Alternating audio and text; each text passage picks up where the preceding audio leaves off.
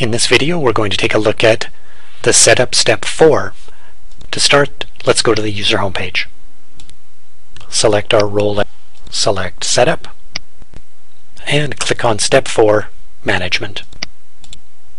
Your first choice will be to indicate whether your journal is going to be fully open access or whether it's going to use subscriptions, even if it's just subscriptions for the current year and all of the back issues are openly available. For this example, we're going to keep it simple and just make our journal open access.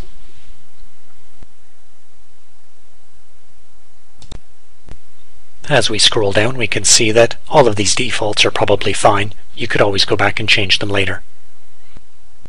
Under Logging and Auditing, you might want to check both of these options off.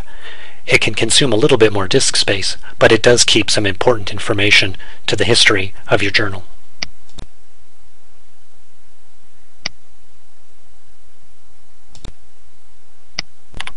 Under Publication Schedule, we can add some text that will appear on your website describing whether your journal is an annual or a quarterly.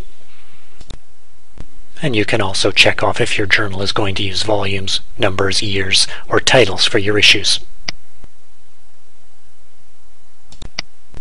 These would be the defaults, but they can certainly be overridden for individual issues.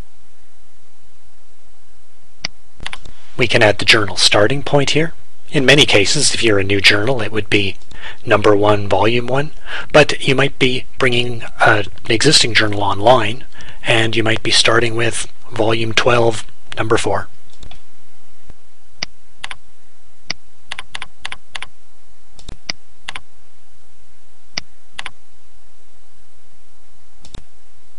If your journal is using DOIs, you could select from these options to associate those DOIs with various items.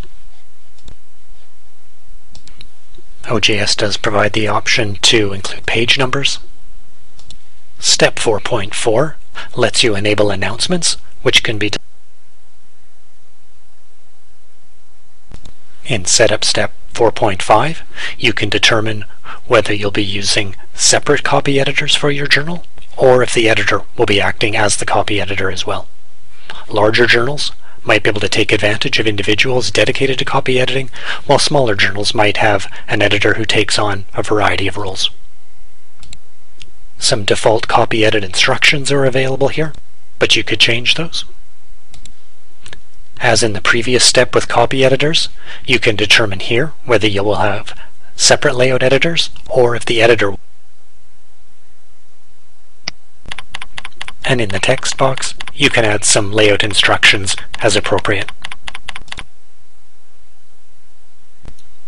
The following sections are set up to assist the layout editors, providing layout templates if you wanted to use those, as well as information about reference linking.